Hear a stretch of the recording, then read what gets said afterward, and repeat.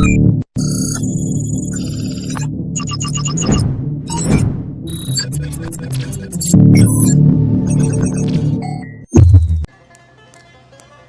get more followers. Everyone, today's video you get to enjoy my conversation, my fireside chat with Jon Burrell.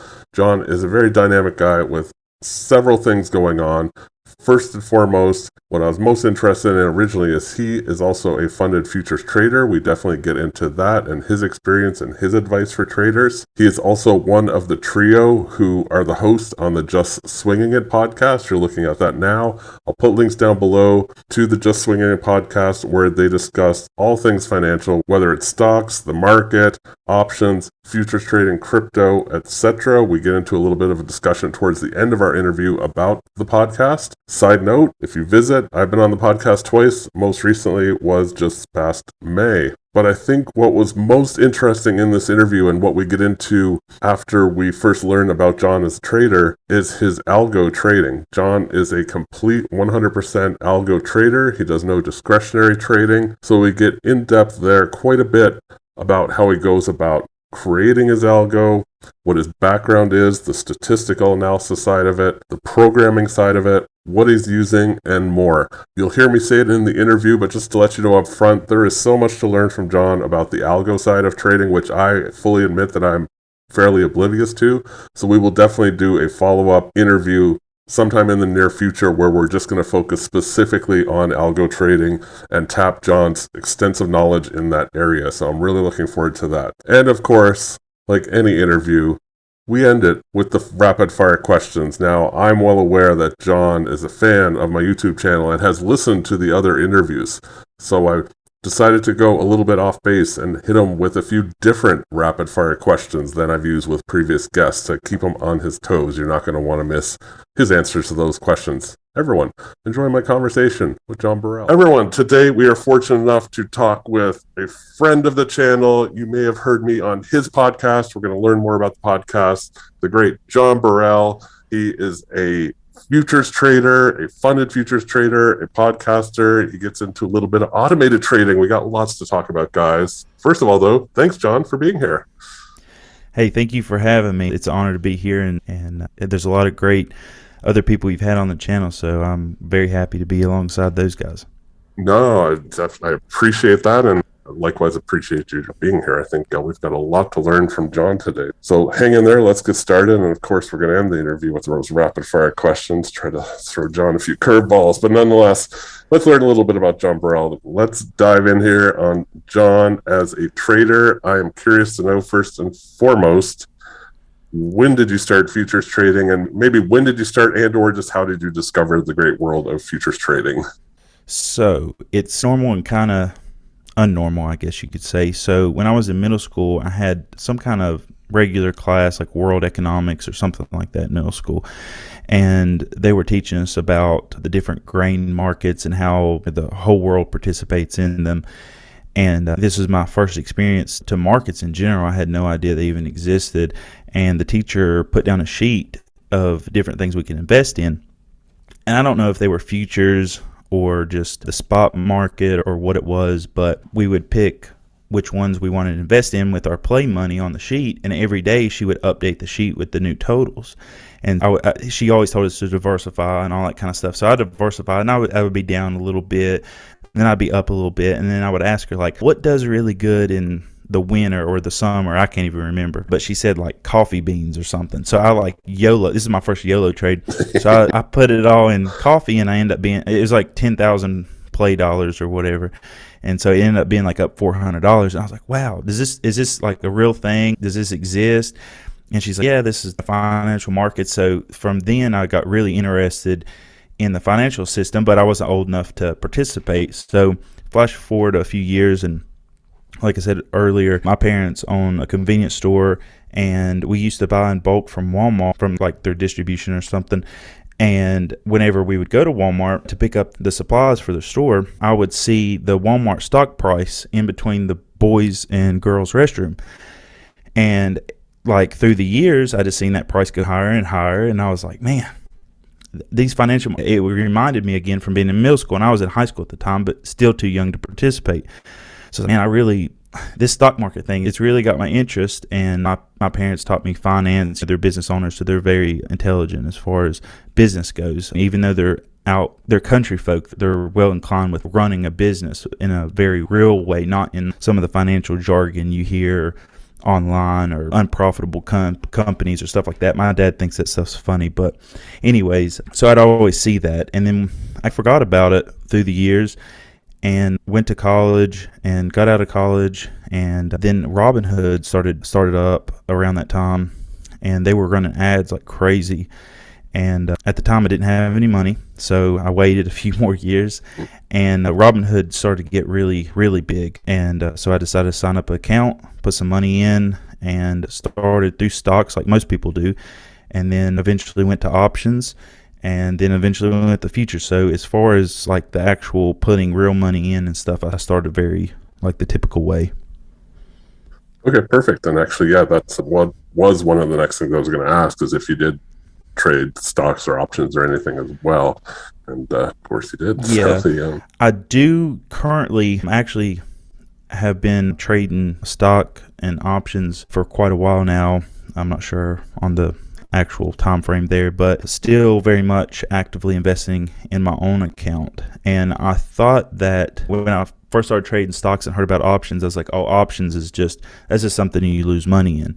And then I learned about options, and I'm like, okay, this actually is not just something you lose money in, regardless of what other people do. And then I was like, futures, that's for sure the way to lose money. And then actually learned about it. And through that process, I learned like, hey, don't come into things with a preconceived idea that you think is a fact about something you don't even know. And so I was like, let's just be open to everything. And I grew much as a person just because of the financial markets, being humbled by the financial markets and willing to look at things objectively. Really looked into futures and realized, okay, there's a spot for these. None of these products are necessarily more or less risky. There is a leverage component, but that doesn't necessarily mean that you have to leverage your account to that extent. If you have the notional value of a futures contract and you just get one, you're not really leveraged. Even though you're setting aside a small portion of money for that contract, you don't necessarily have to be leveraged with any of these products if you have enough money as the notional value. But yeah,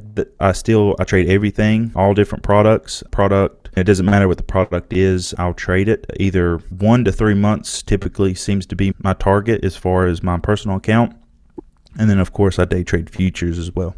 Nice. No, and I think actually you said something that really struck a chord with me in a good way, was just not going into something with kind of a preconceived notion and being open to it and open to the learning process as well. I think that's really important that people do that. I get the sense, everyone, but a lot of people do just go into futures, maybe with that mindset that it's tough, and also just with this mindset that you're going to make a lot of money easy, which is what I unfortunately see a lot. And unfortunately, it's neither of those. No, I think those are some good things. And I can speak for myself, just getting in the futures. You touched on this too. Just I grew as a person, as this is like frou-frou or whatever, but it really forced me to work on psychology and things and being patient and like taking my results and then picking things, and whether it's a stat like my drawdown, whatever, and working on like actually putting in the effort and the work. So I'm a person who likes that stuff, and I'm not trying to turn this interview about me, but I think you actually brought up a lot of good points that haven't been brought up in other interviews, that like futures trading really taught me to be better in a lot of different ways, not just at trading futures. So yeah, for sure. I agree 100%. And I think I've heard people say before is it really shows you what you need to work on, the financial markets do, as far as your mindset and just all the way around. And I've learned a lot about just life and myself and how to improve myself as a person. So it's been not just a financially rewarding thing, and not just like intellectually or dollar signs in your bank account, but also mentally, my maturity level. Just it's been a very important role in just improving in all aspects. Something a little bit more cut and dry. I'm curious, what programs do you use? I guess you can tell us everything, like when it comes to stocks, options. I'm mainly interested in the futures, what you're using, and obviously I have a sense on some of the things that you do, and we're going to get to automation and all that. But hey, fire it off. What software, what programs you're running out there? So I'll just dab a little bit on the investing side. So Tastyworks is my broker for my personal accounts, and I got to meet the owner, or not really owner now, but founder, Tom Sosnoff in Atlanta. Uh-huh. He does a few, or they used to before the pandemic, they used to do road shows and things, and I follow them on their media side, Tasty Trade, and that's where I learned a lot about options. I don't really trade the way that they trade, but they're a great resource for just learning how options work. As far as the day trading of futures, the actual trading part, I do with RTrader Pro and Excel, and we can get into that whenever you're ready. But I use backtesting. I use Thinkorswim. Okay. Fantastic. All right. Quick aside, we will get to the RTrader and the Excel and all that. Definitely, there's actually a lot that I have about that. But NinjaTrader, obviously, what most people use, or I even still use it. I obviously use Jigsaw a lot. But do you ever dabble in Ninja, or is at this point, no, you're going right from RTrader to Excel? Yeah, I think I downloaded it once, and I opened it, and I was like, nah, and I closed it, and that was it. Wow, all right. No, hey, and I really haven't used any other software, really. No, one of the few won't even look at it. All right, quick aside again, not so much an aside, but before we get to the automated stuff, which I am excited to learn more about, what products do you primarily trade in the futures market? Futures day trading is only ES or MES, either one. Okay. Do you do any discretionary trading at all, or is it all automated at this point? So very little is discretionary. The only discretionary is really to get my days in for evaluations. A couple clicks, I'm out. I lost a couple dollars. All good. Chalk it up as a day.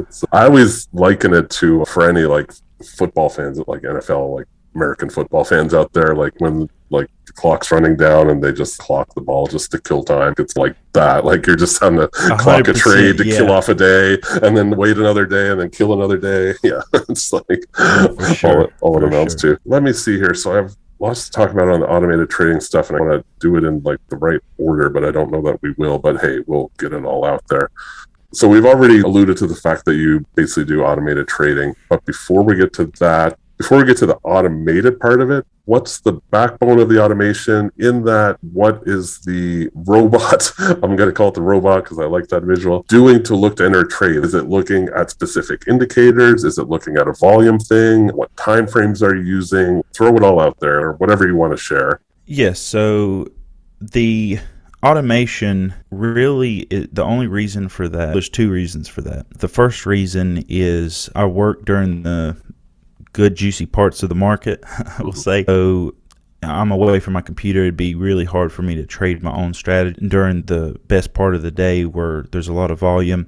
And two, because the robot is a lot faster, and order entry is really important in my strategy, because the faster you can get in once a signal fires, the better feel you're going to get. And because no one knows the future, you want to get in as soon as possible, because there's no let's try to get a two tick better feel, or that never seems to work out for me as far as like discretionary trading goes. So I just want, as soon as my moment is there, I want to act, I want to go. So back to the football or basketball or sports references, is I don't know how the game's going to go in the fourth quarter.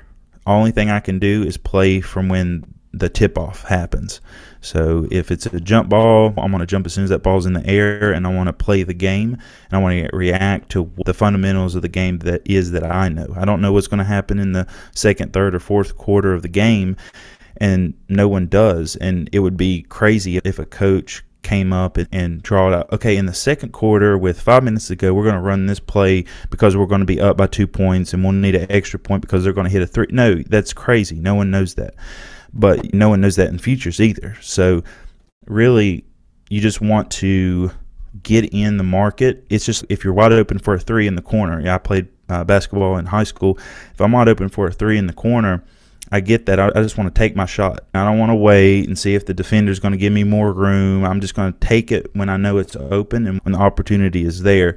And that's how I look at markets. It's not a crystal ball thing, or no one knows the future, but it is, to me, it's like sports. You have to play it play by play, and not play it what you intellectually think is going to happen in the future, because all that's just bullshit, frankly. But as far as the strategy goes, it's off the 5-minute chart, and it's just trend trading, basically. It's just off of price, volatility, and I used to do based on volume. But what I noticed is that when there's big moves in either direction, usually volume is with it. So it doesn't rely as much on volume because it's in the price anyway. So basically it's price and volatility on a 5-minute chart, trend trading, basically the same way I would if I was investing in trends as well. So you touched on backtesting a little. You didn't so much explain it, but you mentioned backtesting earlier on. A couple questions about backtesting, and then you can just let us know everything that you want to share. What software do you use to backtest? You mentioned that. Are you backtesting often? Are you constantly backtesting and kind of refining your strategies and whatnot? Or is it a one-time thing, set up your robot, for lack of a better term, and cut it loose? What can you tell us about backtesting? And yeah. Backtesting is the most important part for me because, like I said, no one knows the future. But if you're going to try to predict price, or you're going to try to come up with a strategy that's going to be profitable, you still have to, quote unquote, know when to get in and when to get out, so to speak. And the only real good way of doing that is by what's happened in the past. We really have nothing else to go on other than what's happened in the past. And it's the same thing, like I said, with sports, is you figure out what's the best way to approach the game. You never really figure out the exact way to play the game. You just know the principles and the approach to play the game, and you go do the best that you can based on everything we've learned up until this point about market, or about basketball for that matter. So I use Thinkorswim for my backtesting. And another point about backtesting is a lot of people discretionary backtest, meaning they'll look at a chart and they're like, oh yeah, I would get in here and I'd get out there, but they're looking all this at the past, and they're not looking at it as if you would look at it in real time. So Thinkorswim has a function, it's called on demand, and you can open it up and you can actually write code in Thinkorswim. It's called ThinkScript, and you can code your backtesting and the computer will backtest it. So you're not backtesting it yourself, you code it, and that's a pain in the butt in and of itself. But you basically put in your parameters and all the data that you want for your strategy, and then it backtests it, and it gives you readouts of how many trades, your biggest loser, your biggest winner. You can throw that in Excel and examine it to the nth degree. But the main importance of backtesting is if you flip a coin 10 times, and it's very possible you can get the majority of those heads or the majority of them tails. But if you flip that coin 100,000 times, you're going to roughly get 50-50. It might be 51-49 or something, but you're going to roughly get 50-50. Now, before you flip it, it's theoretically 50-50. After you flip it, it's statistical numbers.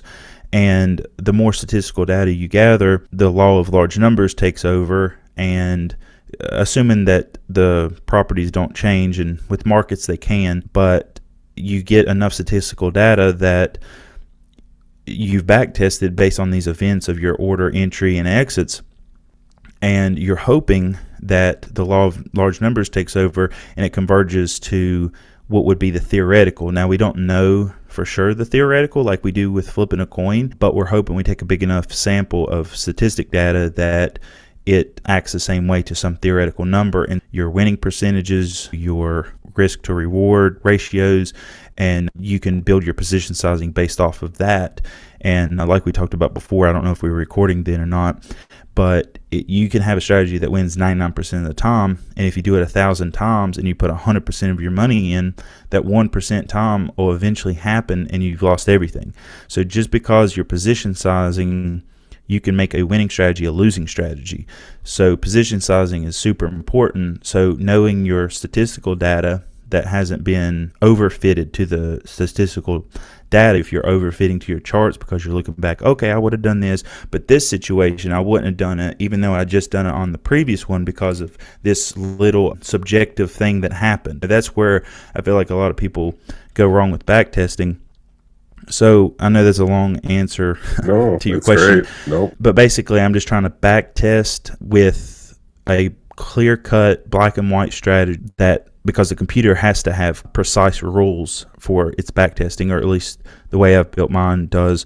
So you get as much data as you can, and you hope the law of large numbers takes over because you have such a big sample size, and you figure out your position sizing and what your maximum position sizing is. Not that you have to run your maximum position sizing, and then you do it on like a valuation, and your evaluation can be your forward testing or your out of sample data, because you have in sample, which is what you back tested on or done the study on, and then you have your out of sample testing, and you can do that with a evaluation. And if you pass the evaluation, then you probably found something pretty decent. So I'm curious, you obviously have your hands around statistical analysis and then some. Do you have a background in stats? Did you go to university for statistics, or was this just like a personal interest you took up? Because you obviously know your way around some stats.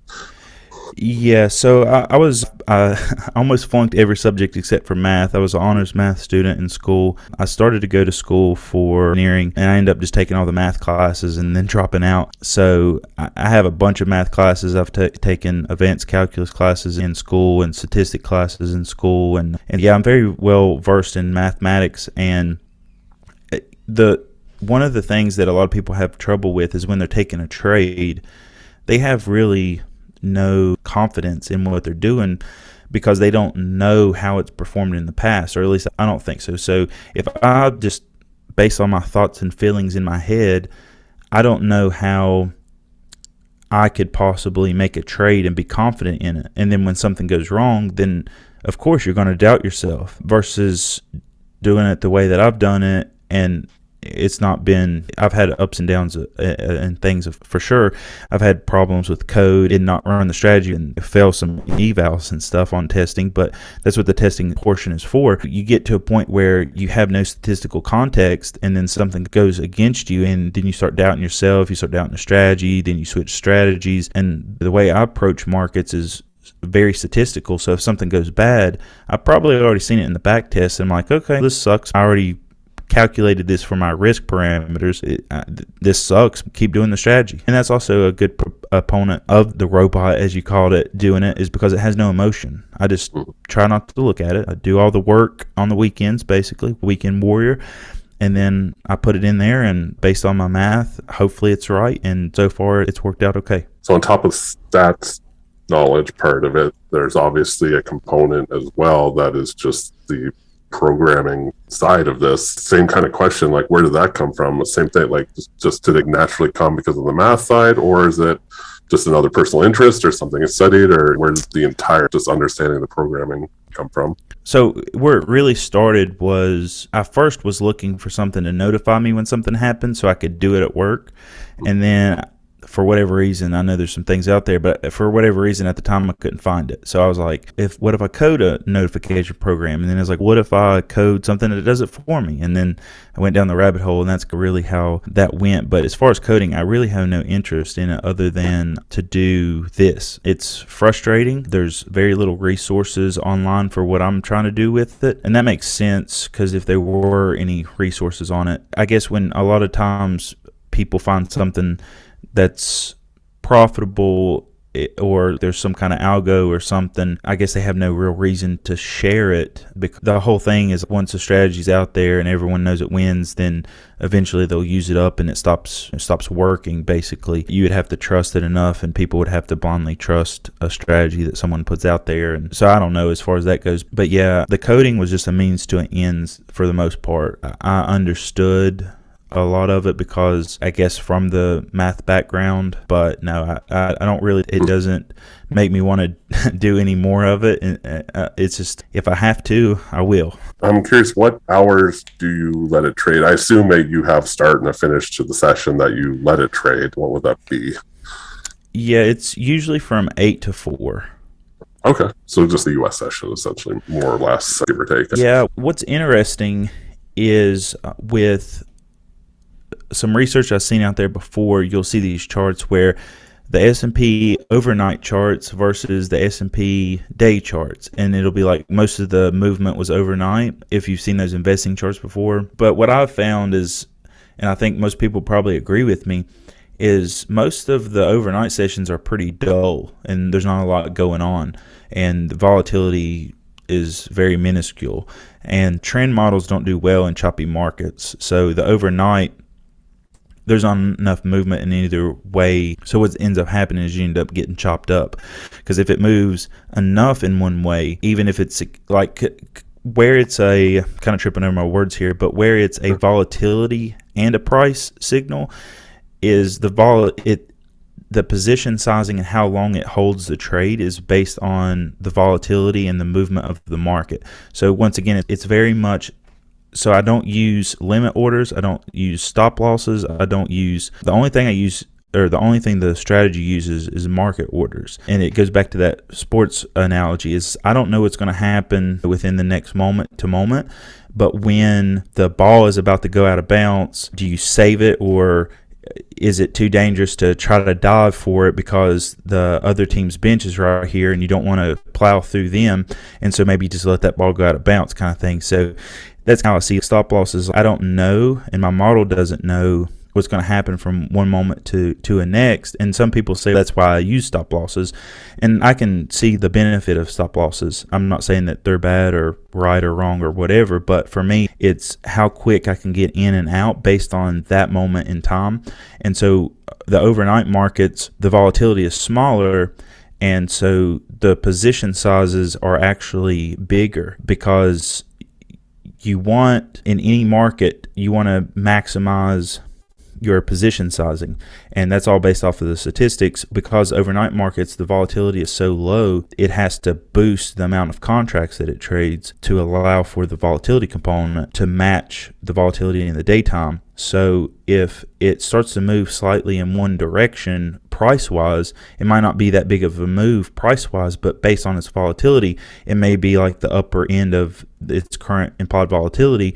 And so it may take a trade, and then because overnight markets are choppy and low volatile, it might chop you up overnight. And my strategy still shows that it's profitable, but it's not as profitable as the main market hours.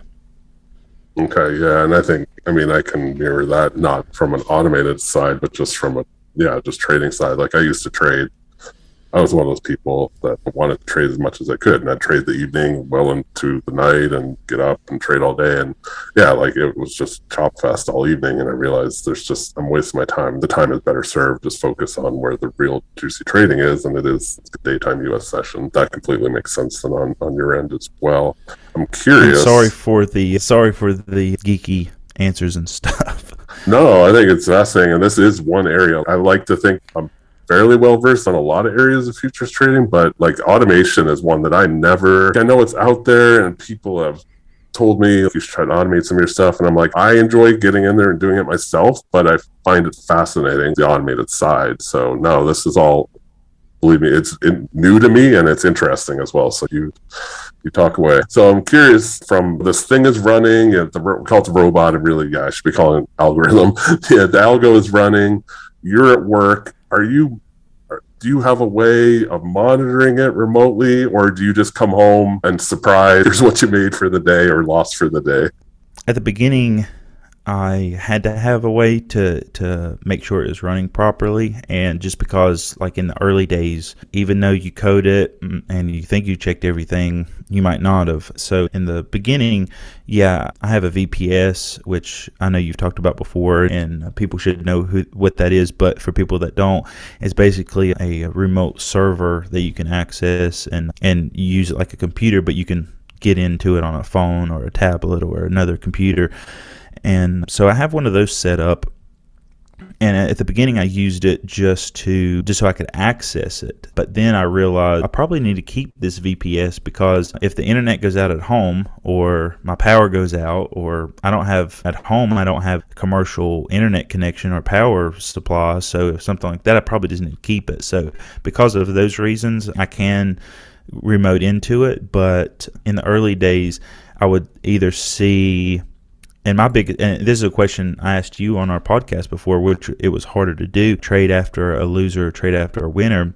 For me, it was trading after a winner. So I would see a little bit of profit and I wouldn't want to trade anymore. And the backtest says you take every shot, that anytime this signal happens, you take the shot, regardless of how many times it does a day, just for a statistical reason. You don't want to start picking and choosing. So there was a day where I was up $800 at one point in the day, and then it drifted back down to $400, and the robot closed itself out up $400. And like I said, this was early on when I was still checking on everything. I was like, okay, it was up 8, it went down to 4, it got out.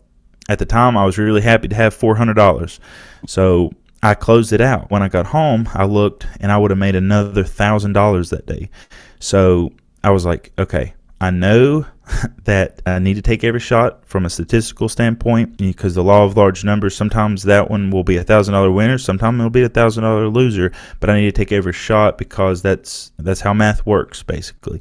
And so now I don't even look at it. I set it up. I have to set it up every morning. It takes about 5 minutes to set it up, and then I don't look at it until I get home, which is usually around 5 or 6, and I shut everything down and open it back up at night. Even though it doesn't trade overnight, I just do it at night so I don't have to worry about it in the morning. Long answer, but no, I don't even look at it.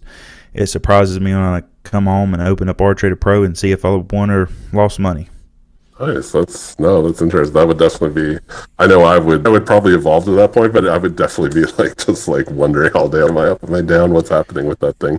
Has it evolved at all in the sense, I'm guessing not. What I was going to get to is, in the early days, did you have any issues with it crashing, with it over trading, basically going rogue in some way, or did you pretty much have a handle on it before you cut it loose anyway?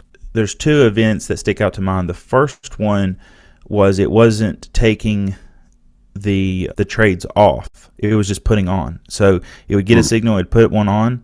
It'd get a signal to get out, it wouldn't. It'd get a signal to get in, it'd get back in, but it would just add into the current position. And that was in a funded account, actually. And fortunately, it was a very profitable day, but it shouldn't have been that profitable. But that worked out in our favor. One that didn't work out in our favor was not at the beginning, but not recently. It wasn't. So it has 3 signals. It actually has 4. It has, okay, you can operate now signal. Basically, I turn it on in the morning, but it'll keep itself off until the correct hours. And so it'll allow itself to start trading at 8 o'clock in the morning.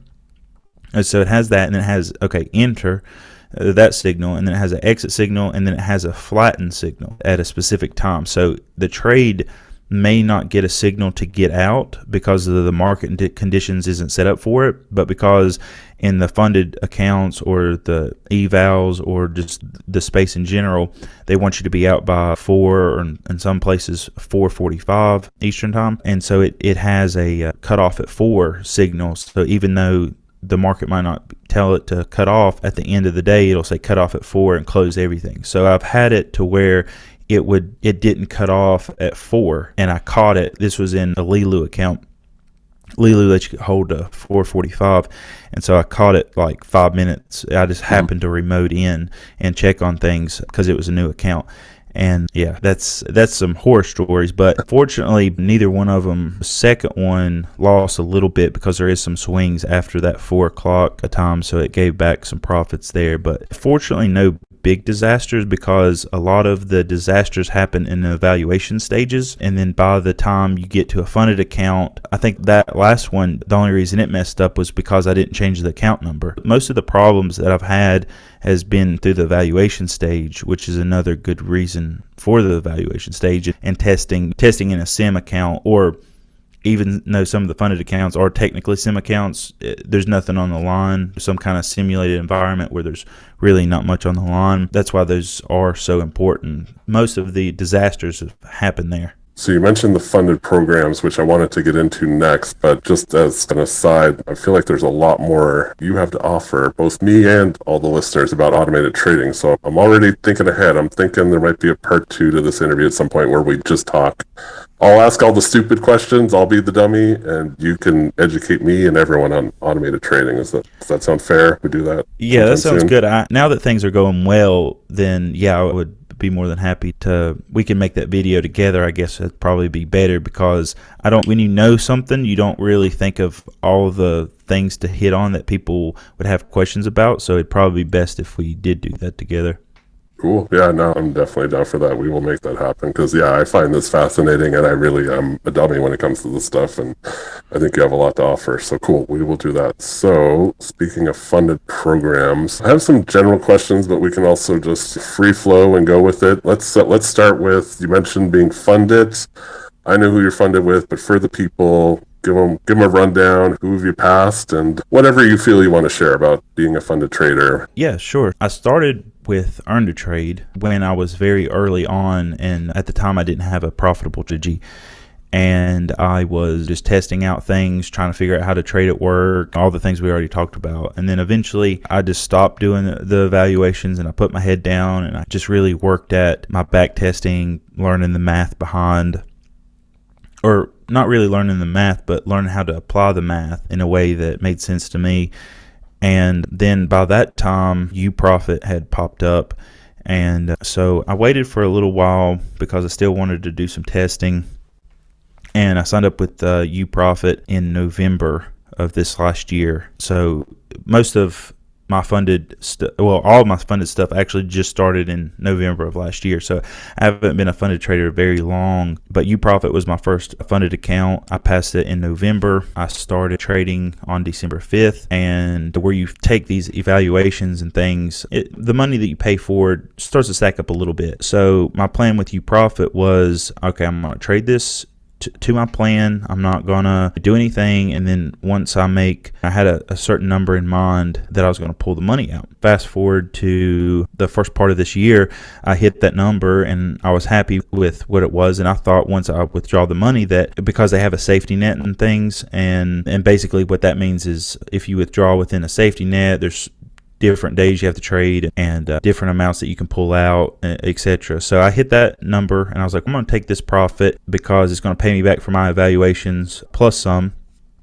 And it was coming up on my wife and I's 1-year anniversary. So I was like, this will be good for vacation money for our anniversary, and this will pay me back for my evals, and I'll just start fresh. It didn't close my account like I thought because I withdrawed in the safety net. UProfit's website sometimes some parts of it's hard to read as far as what you think is going to happen, or sometimes, which it's nothing bad or anything. I actually agree, they're my favorite prop firm, but there is a few things that you might not understand just by reading it. So I withdraw that, and then I was like, they didn't close my account down, and I checked with them and all that kind of thing, and I continued to trade it, and I made almost as much money as I did the first time, and I was like, I'm for sure going to take all of this, and I took it again, and I didn't leave myself enough drawdown, and actually that account's now closed, and it was mainly because I took 100% of all the profit I made in that account, and I had a couple $100 of drawdown left or so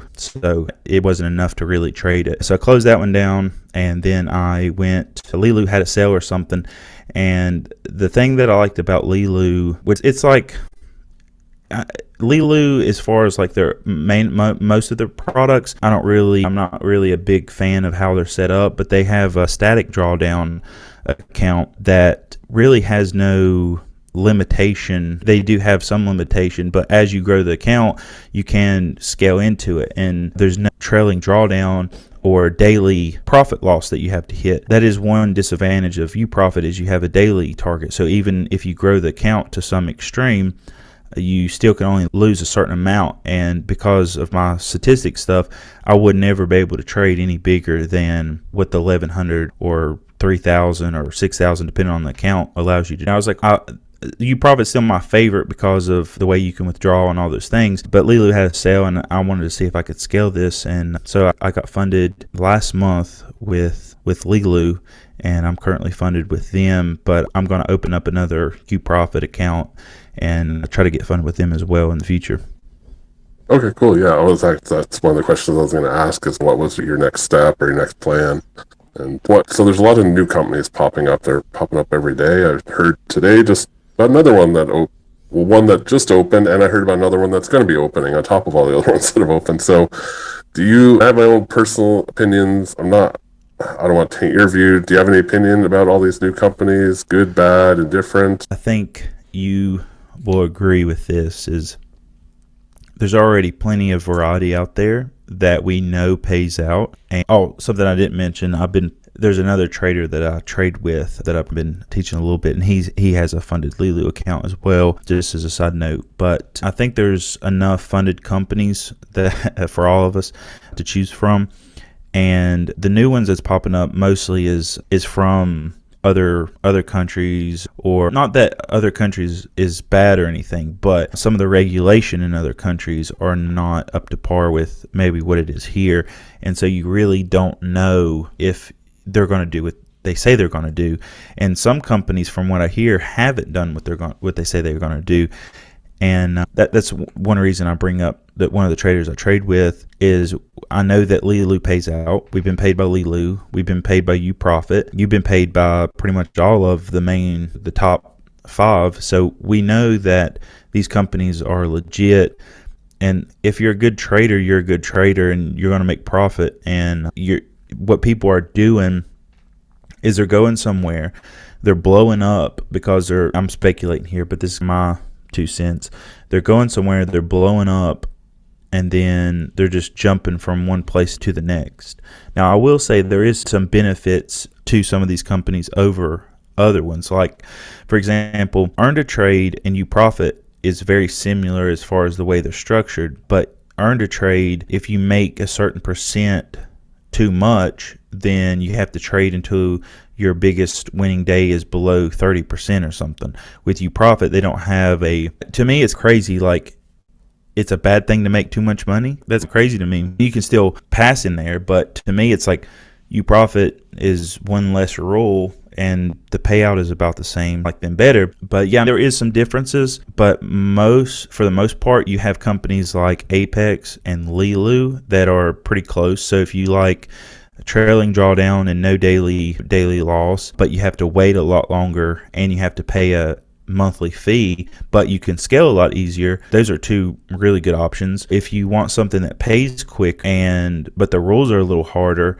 UProfit and Earn to Trade are really good options. So to me, I put it in those 2 boats. Like, I'm very much new to the funded side. I've been funded since November, and my first funded account I've gotten 2 payouts from. I didn't blow up my first ever funded account, and I'm starting to have success, but I'm still early in the journey of really scaling my trading system and everything that I'm working on. So eventually I probably will go to an Apex or I'm doing LeeLoo now. I probably will move to those because the scalability and the drawdown and all of those things is so much more favorable, but you have to wait a lot longer to actually get a payout. And coming from a business background, the way I think about it is, okay, I just need to be able to make some money from this. I need to be able to prove to myself that I can make money. And 2, how much money am I spending to these evaluations versus how much money I'm bringing in? And so that was one of the reasons why I pulled the money out of UProfit, is because I'm trying to make this profitable. I'm not trying to pay all this money for evaluations and then it be a couple years before I get any of the money back. So for me, starting with UProfit was really important because you can trade 40 days there and you don't essentially have to beat their targets twice. So I don't mean to go in this too deeply, but I think this is important for people to think about. When you're first starting out, you probably need a daily loss limit and you need a total loss limit, because even if you are trading in Apex or LeeLoo, you don't want to lose the majority of the total amount of money you can lose in one day. That's a pretty good thing to stay away from, is losing most of your money in one day. You want to have a daily loss, like not go past this certain amount. If you have $2,000 total to lose, you don't want to lose all that in one day. Now down the road, when you have $10,000, you still don't want to have a daily cap of $1,100 or something low. You want to be able to scale it. But at the beginning, it's really about making money and seeing if you're profitable. To me, starting off with UProfit or Earn to Trade, where you can trade for 40 days and you don't even have to, like with Apex or LeeLoo, say you're in like a 50K or something and your profit target is $1,500. Once you hit that and you get your funded account, you can only withdraw money that is past the $1,500. So basically you have to pass the evaluation twice. Even though it's a one-step evaluation, you still have to pass it twice, because you have to have a minimum balance before, and then you can withdraw anything above that. So essentially you have to pass the eval twice. If you're a beginning trader, and in my opinion, you probably need to start somewhere where, yeah, the rules are a little tougher, but you don't have to make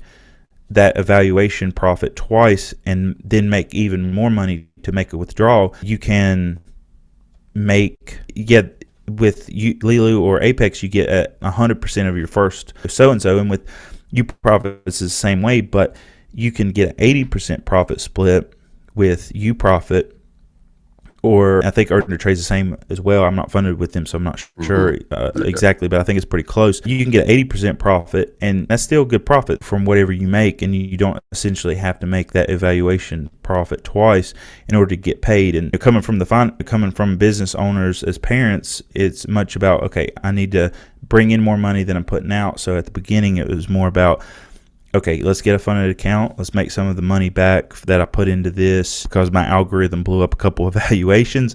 Let's make that money back and then some. And then let's start from a profitable standpoint instead of being deeply in the hole or something. I think just mentally that is a great stance. It's a good approach from a financial / business side, but also just mentally, yeah, if you're in the green, it's a little bit like, just, I don't know, just even if it's only a few $100, it just makes all the difference, I feel like. And no, I think that was a great summary of, yeah, there is two boats out there when it comes to the different evaluations, and there is something for everybody. And yeah, people, like, that's one thing. If I'm going to give 2 cents to anyone who's listening to this, and maybe some of this sounds foreign, or you're thinking, oh, I haven't looked at the payout structure, look at all that stuff. I find a lot of people look at the evaluation rules and the cost, and they pick the cheapest and or easiest, but they don't look at the payout stuff. And not a day goes by that somebody doesn't say, oh, I didn't realize with LeeLoo or with Apex I had to wait 4 months to really get the shackles off where I could really withdraw a lot of money. And it's, yeah, it's on their website. You could go read. I'm not trying to, like, be mean to people, but I'm like, also,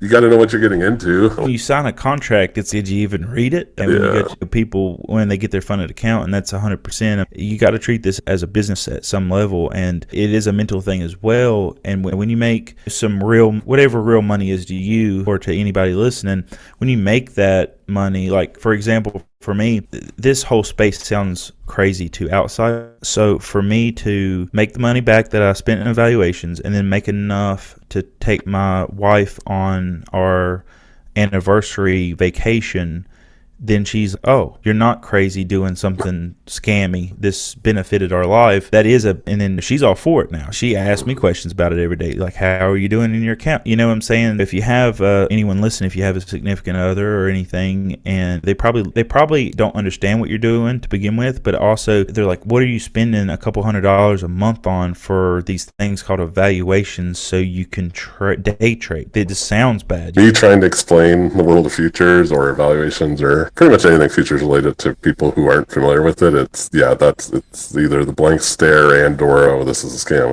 It's just confusing, but I get where you're coming from. So I try to dumb it down as best I can. And that's what I really liked about when you bought the car that you bought with trading futures.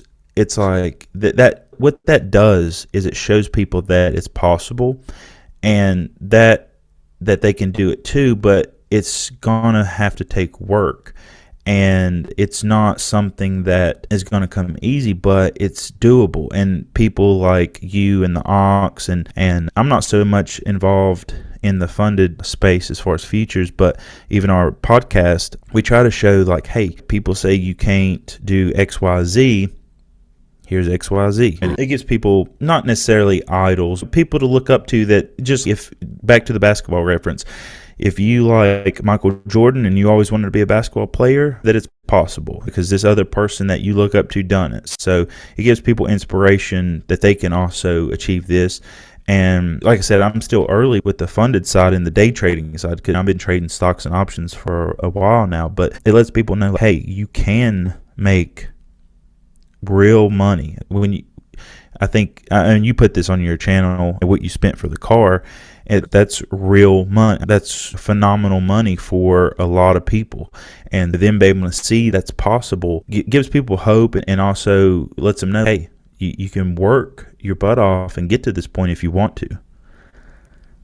Yeah, exactly, and I agree. And it was a bit weird putting out that video, just in the sense that I know it's a bit obnoxious, but I even said in that video, and that was something I wanted to make abundantly clear, was that I'm not sharing this just to show off. I'm showing this because I want to show that it's possible, and here's like a physical something you can look at that represents that. It's not just numbers on a screen and all that, and it's something I'm proud of, and that was a goal I set, and I worked very hard to get there, and it took a lot of hard work. So yeah, thank you for acknowledging that. But yeah, and I hope to awesome. I want to give people that hope. Like, that's really, sure, I love the car, but yeah, like, the point of the video was to give people that hope. Like, it's doable. Like, I did it. You can do it. I'm just some guy in Canada. Yeah.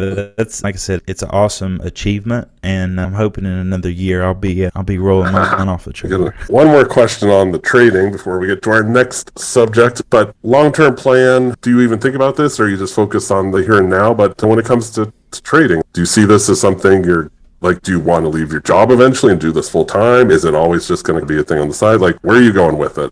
I am very much in the now type of person, but you still set goals at some level. I try not to make my goals very specific, but this is something that I've always, deep down inside, I always wanted to do, even back in middle school, making that coffee bean trade for the first time on a paper account, so to speak. It's always been something that I loved, but for some reason just didn't realize it until later. And between music and the financial markets in some aspect or another, those are the two things that I want to do as much as I can of, in whatever form that takes. I would love to be able to do more of what I love. And at one point I was a full-time musician, and I know what it's like to basically kill what you eat, so to speak. You live off of what you kill, and it's not like going to a job.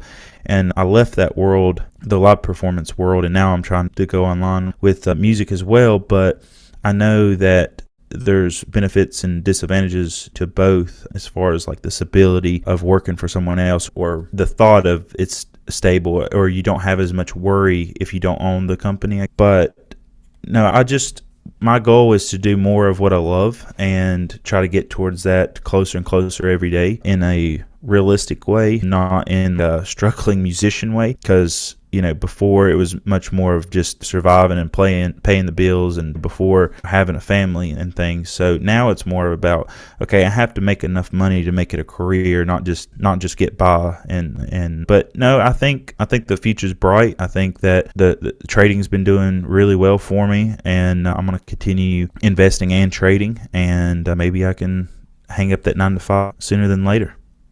Nice, perfect. No, I think that's the dream, as they say. But what maybe sets you apart from a lot of people, I'm sure everyone's, I want to trade full time, but it's like they don't necessarily have a clear path to that. They just kind of say that or hang it out there, whereas you actually have a plan of sorts. Not just of sorts, you do have a plan, and you're proven, and you're a funded trader, which really is, I won't say it's rare, but it's, to a degree, it's rare. So many people go through the trials and tribulations. I think I won't say everybody could get there, but a lot more people could get there if they learned from their mistakes. And then, like you did or I did, I feel like we learned quickly what we're doing wrong and fixed it. And we obviously have two completely different styles of trading. But anyways, I'm off on a tangent now. No, that's good. I think that's a good point. I think you have to find your own way, and whether that way is way different or it's similar, but you need to find your own path and not try to follow someone else's path. Someone might be able to try to follow your path and it not work out for them, or they might try to follow my path and it might not work for them, or it may work for them. You never know, but you don't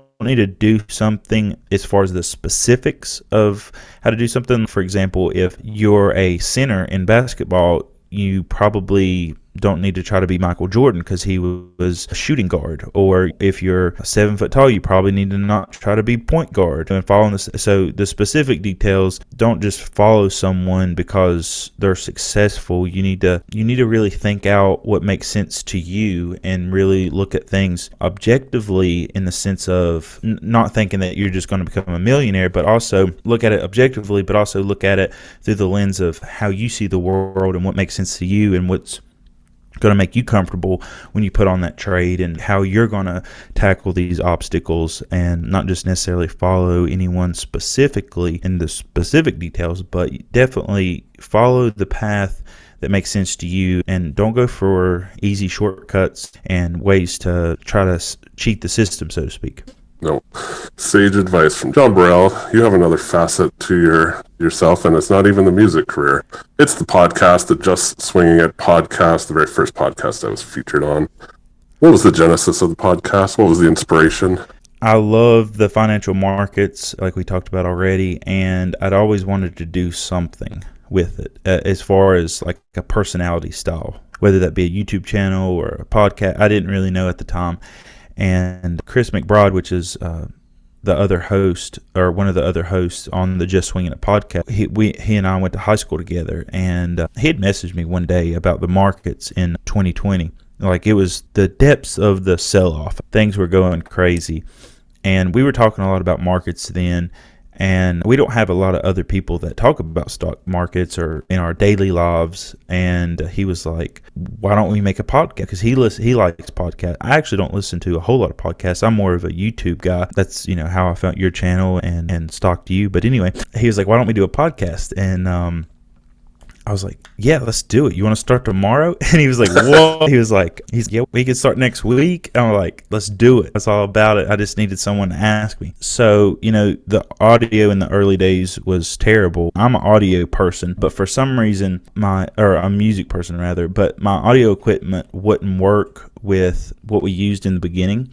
For whatever reason, it wasn't compatible. And then we eventually moved to Zoom and finally got it to work so I could use my recording equipment with the Zoom. So my sound got better, but Chris, he's not a musician or anything, so his audio was terrible. And so it's rough to listen to at the beginning, but we've improved it quite a bit since then. But it really started two guys that really didn't have anyone in their daily life that really wanted to talk about finance. We just bored everybody with it, and we really had a passion for it. And one thing that our podcast has done really is Chris and we went hunting for people to talk to. And correct me if I'm wrong, I think you said I was like the first person that ever emailed you when you put up your email. You were? No, I put the email on my site, and I think like that day or the next day, you were the very first person to ever send me an email as a Canadian futures trader.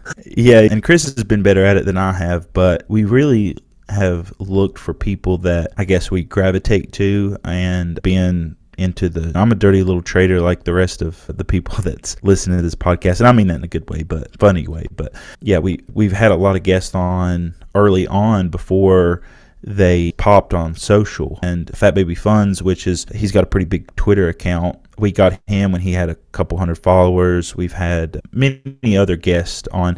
I think you were in the 4,000 or 5,000 range then. I think you were still below 1,000 when we had you on the podcast. So one thing we have done well with the podcast, aside from the terrible audio at the beginning, is we really found these people that had a lot of talent, not only in their successful trading or investing, but also as a personality on different media platforms, and had them on the show. And now a lot of them has gotten pretty big, and they still answer our calls, which is nice. An aside here, I'm going to put links down below to the podcast and any other social media you want me to.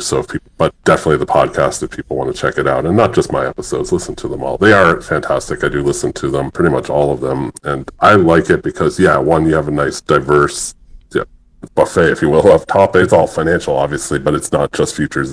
It's everything: stocks, options, and guests. You have a nice smorgasbord to continue with food references. So it's definitely, I really enjoy it. What's with the futures trading? Similar question. Any long-term plans with the podcast, or just chug along, keep going, keep getting the good guests, keep growing?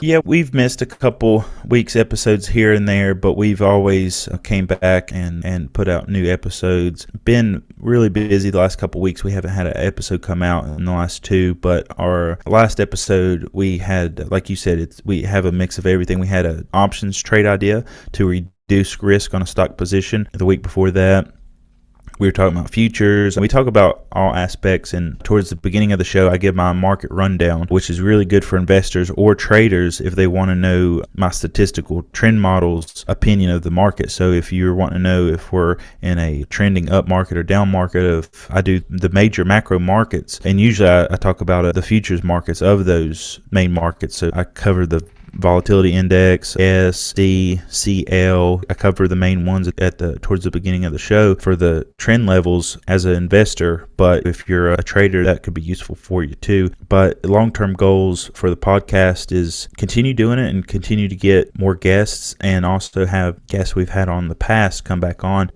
Like you said earlier, we had you on the podcast again, and I felt like that was one of our best episodes. And the futures talk I love the futures market. It's been a really great adventure, but I really liked our conversation. We talked for 2 hours, and I know this conversation is probably pretty long too, but we always have a good conversation when we sit down. But yeah, the goals, not to rattle on too much, but the goals is just to continue to have great guests that bring value to our listeners and to people. I think you and I have the same goal, is we want to give good information, and we don't want to mislead anybody into thinking that this is an easy game, or we're not trying to sell courses or anything like that. Everything on the Just Swingin It podcast is free. We don't charge anything. We may have a sponsor here or there, but we try to vet all the sponsors, or it'll be something that's like a generic sponsor like you would see on a YouTube video, or something that's not necessarily specific to us or to anybody. So try to give out free information, try to educate people on what it is to work hard and make money in markets.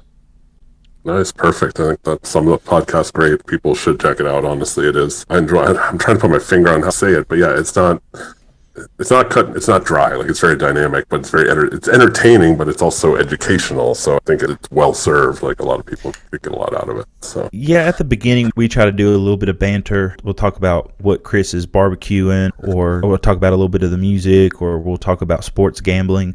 We've been really talking a lot about sports gambling, especially around the NFL playoff season, and Chris is big into the sports gambling stuff, and he's been able to make money gambling in the sports market, and that's a very tough market to make money in as well.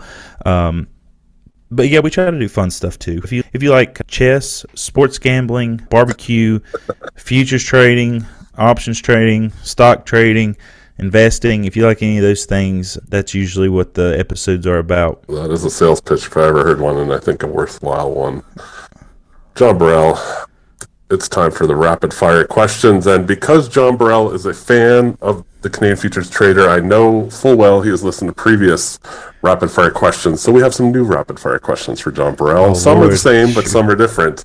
I want to catch him off guard. I don't want to keep. That's the whole point of the rapid fire questions. The drill, John. I'm gonna rapid fire them, and you just give me your first answer that comes to mind. We'll start off with one that you probably are familiar with. Jon Burrell, what's your favorite color?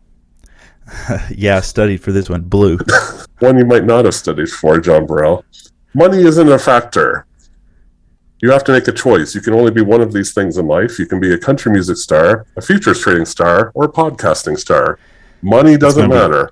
Which one? It's going to be music. All right. I had a hunch. I know we didn't focus too much on the music. Maybe when we do the Algo thing, we're also going to dovetail into some music. But nonetheless, we got to keep this train going on the rapid fire questions.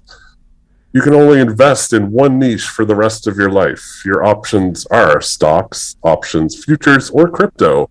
Which market would you invest/trade in? Futures. Familiar question. If you're in a trade, would you rather be long or would you rather be short?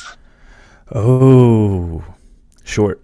I know you like the YouTube. You even said it yourself. Who's your favorite futures YouTuber? And not myself. I'm not fishing for compliments. For YouTube videos, it is the Canadian Futures Trader, and for live streaming, it's the Mighty Ox. Perfect.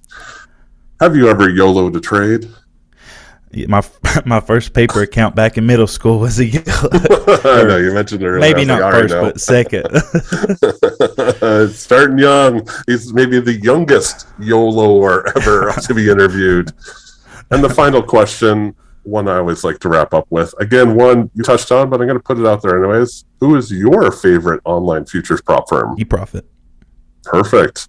Guys, you heard it here first. We got a little insight into the great Jon Burrell. I want you to listen to his podcast, and I want you to subscribe to my channel because we're going to do a part 2 of this. We got a lot more to cover, Jon Burrell. So with that, John, thank you so much for being here. Hey, thanks for having me. I really appreciated talking to you again. No, absolutely. And everyone, thanks for listening, and be on the lookout for that part 2 sometime in the near future. I'm going to keep you waiting. but you're not going to want to miss it. So thanks everybody for listening, and I'll see you in the next video.